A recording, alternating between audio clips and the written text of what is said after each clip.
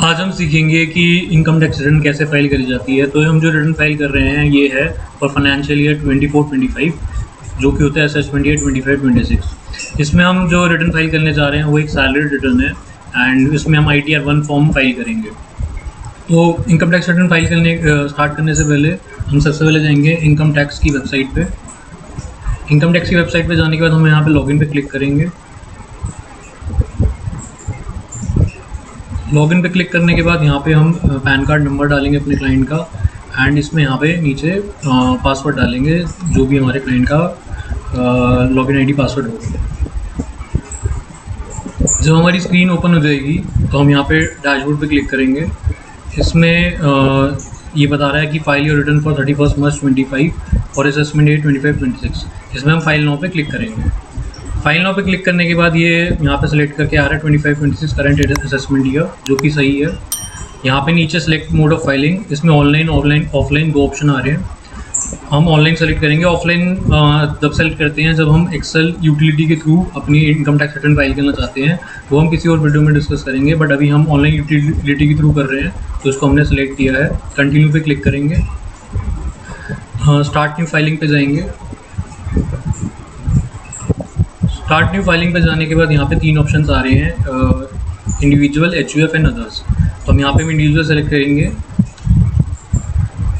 ITR form select करना है। हमने जैसे वीडियो के स्टार्टिंग में बताया था कि हम ITR 1 फॉर्म फाइल करेंगे क्योंकि ये सैलरी रिटर्न है। इसमें हम और ज़्यादा चीज़ें नहीं हैं, बेसिक चीज़ें हैं जो हमारे क्लाइंट की हैं। हम इसमें ITR 1 फॉर्म फाइल करेंगे क्योंकि इसमें सिर्फ सैलरी इनकम है एंड कुछ अदर सोर्सेज से कुछ इनकम है, तो ज़्यादा मतलब कुछ डिटेल्स नहीं है, तो ITR 1 सफिशेंट होगा इसे फाइल करने के लिए। यहाँ पे ओके पे क्लिक करेंगे एंड लेट्स गेट स्टार्टेड पे क्लिक करेंगे। हमारे केस में taxable income is more than exemption limit है हमारे क्लाइंट की, तो हम उसको सेलेक्ट करेंगे और कंटिन्यू पे क्लिक करेंगे। यहाँ पे ओके पे क्लिक करेंगे। यहाँ पे ये पर्सनल इन्फॉर्मेशन मांग रहा है।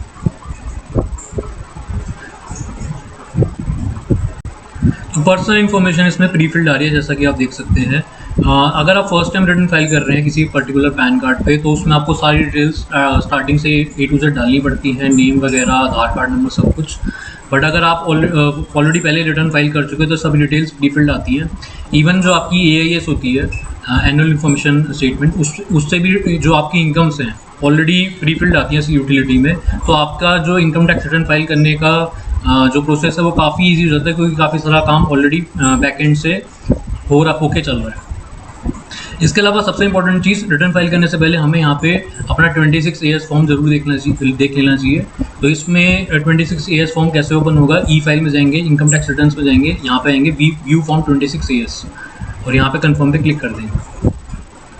इसमें आई एग्री पे क्लिक करेंगे, प्रोसीड पे क्लिक करेंगे। वेरीफाइड टैक्स क्रेडिट पे जाएंगे, view form 26AS annual tax statement पे क्लिक करेंगे।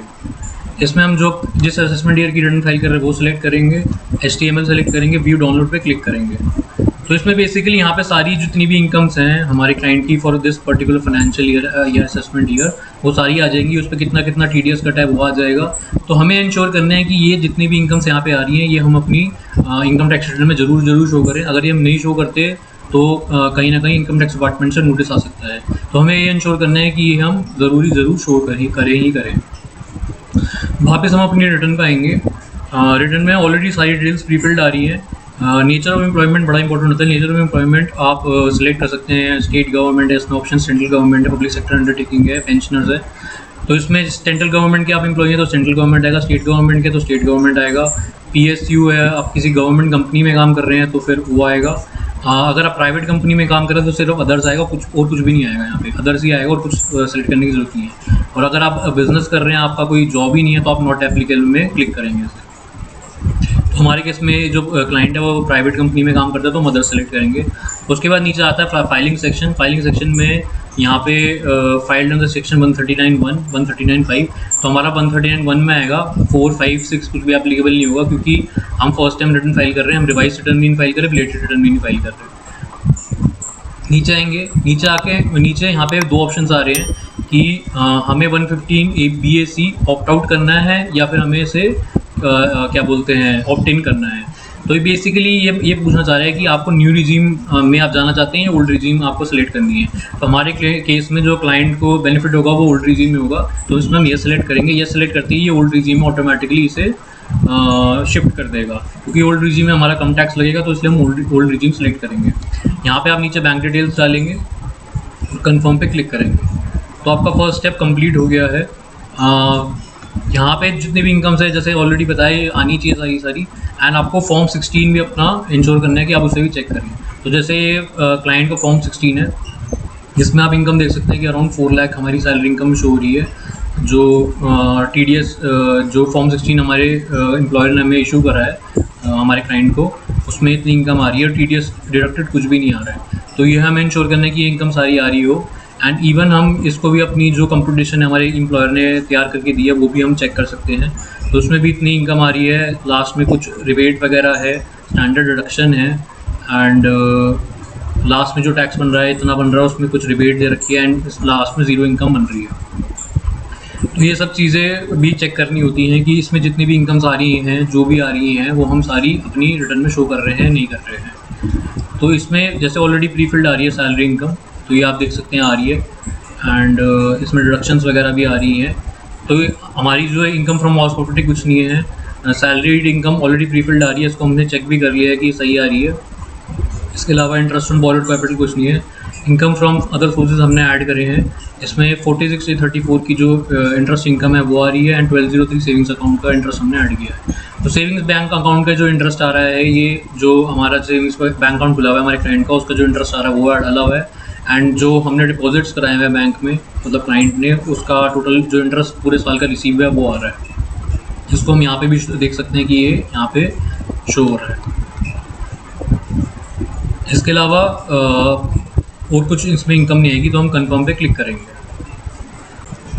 ग्रॉस टोटल इनकम का टैब फिल करने के बाद हम टोटल डिडक्शंस के टैब में आएंगे। टोटल डिडक्शंस का टैब हम यहाँ पे ओपन करेंगे। ओपन करने के बाद यहाँ पे हमारे क्लाइंट की कोई भी डिडक्शंस एलिजिबल नहीं है एक्सेप्ट 80 TTA, क्योंकि हमने interest on savings bank account receive किया है, उसकी हम डिडक्शन क्लेम कर सकते हैं 80 TTA में। यहाँ पे 80 TTA का जो interest on saving bank account का जो टैब है वो आ गया है, जिसमें हम एडिट पे क्लिक करेंगे। यहाँ पे हम जितना हमारा टोटल इंटरेस्ट हमने रिसीव किया था उसकी हम डिडक्शन ले रहे हैं, क्योंकि हम ये ले सकते हैं। यहाँ पे हम सेव पे क्लिक करेंगे। सेव पे क्लिक करने के बाद यहाँ पे ये इसमें ऐड हो जाएगा, यहाँ पे ऐड हो गया है। एंड लास्ट में जब हमारी टोटल डिडक्शन सारी कंप्लीट हो गई तो हम कंफर्म पे क्लिक करेंगे। तो ये वाला टैब भी हमारा कंप्लीट हो गया है। नेक्स्ट टैब जो है वो टैक्स पेड का है। इसमें इस टैब में हमें क्या करना है, इसमें जितनी भी TDS या TCS की हमारी डिटेल्स हैं, जो भी हमारा TDS या TCS कटा है, या फिर हमने कोई सेल्फ एडवांस टैक्स, हमने खुद सेल्फ असेसमेंट टैक्स गवर्नमेंट को पे किया है, उसकी डिटेल्स यहाँ पे डालनी है। एंड यहाँ पे कुछ डिटेल्स प्री फिल्ड भी आती हैं। जैसे हमारा एक TDS कटा हुआ है 363 रुपीज़ की अमाउंट का, जो कि हमारी जो हमने फिक्स डिपॉजिट करवाया था किसी पर्टिकुलर फाइनेंशियल इंस्टीट्यूशन में, उसमें जो इंटरेस्ट रिसीव है उस पर हमारा TDS कटा है 363 का अमाउंट का। ये हम 26 AS में भी अपने चेक कर सकते हैं। जैसे श्रीराम फाइनेंस करके ये कंपनी है, जिससे हमारा इतना इनकम आ रहा है 363 का उन्होंने TDS हमारा काटा है। तो TDS 363 का जो TDS डिडक्ट हुआ है वो हमारे यहाँ पे ऑलरेडी शो कर रहा है। उसके अलावा हमारा कोई भी TDS TCS नहीं है, ना कोई सेल्फ असेसमेंट टैक्स है, तो इसलिए इसको हम कंफर्म करेंगे। लास्ट टैब जो है ये वेरीफाई और टैक्स लायबिलिटी डिटेल्स का है। इसको हम ओपन करेंगे। ये फाइनल स्टेप है बिफोर रिटर्न फाइलिंग। इसमें सारी हमारी जितनी भी इनकम्स हैं, जितना भी हमारा टैक्सेस हैं, जितना डिडक्शन है, सब कुछ A to Z में सारा आ रहा है। 234 ABC का इंटरेस्ट हो गया, कुछ भी हो गया, तो हमें फाइनल चेक कर लेना है कि सब कुछ डिटेल सही आ रही है, हमारी सैलरी सही आ रही है, हमारी टोटल इनकम सही आ रही है। सैलरी इनकम तो इसमें नहीं आएगी, इसमें टोटल इनकम आएगी। डिडक्शंस हमने जो ली हैं सही ली हैं, एंड इसमें हमारा जो टैक्सेबल इनकम आ रही है, उसके बाद जो रिबेट मिल रही है, वो सब कुछ सही आ रहा है। जब हम सारी चीज़ें चेक कर लेंगे कि सब कुछ सही आ रहा है, लास्ट में हम कन्फर्म पे क्लिक करेंगे। कंफर्म पे क्लिक करने के बाद हम वेरिफिकेशन के लिए प्रोसीड करेंगे। उसके लिए हम प्रोसीड टू वेरिफिकेशन पे क्लिक करेंगे। यहाँ पे हमारी सारी डिटेल्स शो हो रही हैं, जिसमें हमारी total income from all the heads वो शो होगी, जितनी हमने डिडक्शंस क्लेम की है वो शो होगी, कितना हमारा टोटल टैक्स बनता है वो शो होगा, जो हमने टोटल टैक्स ऑलरेडी पे कर दिया वो शो होगा। उसके बाद जो हमें एडिशनल टैक्स या तो पे करना है, कुछ रिफंड बनता है, वो शो होगा। तो सारी डिटेल्स हमें दोबारा से वेरीफाई करनी है, एंड उसके बाद लास्ट में हमें preview and submit your return पे क्लिक करना है।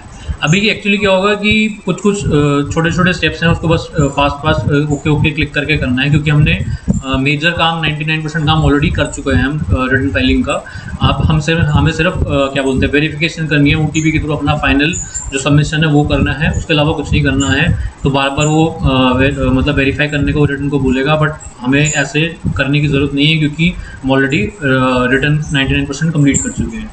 अब ये डिक्लेरेशन मांग रहा है। डिक्लेरेशन के लिए यहाँ पे हम टिक मार्क क्लिक करेंगे, यहाँ पे प्लेस डाल देंगे। ये बेसिकली डिक्लेरेशन बोल रहा है कि जो भी हमने इनकम टैक्स रिटर्न में डिटेल्स फाइल करी है वो ट्रू एंड करेक्ट है, उसमें कुछ भी फॉल्स नहीं है। इसके बाद लास्ट में प्रोसीड टू वैलिडेशन पे क्लिक करेंगे। प्रोसीड टू वैलिडेशन पे क्लिक करने के बाद हमने इनकम टैक्स रिटर्न फाइल करते हुए जो जितनी भी एरर्स करी हैं वो यहाँ पे शो होती हैं।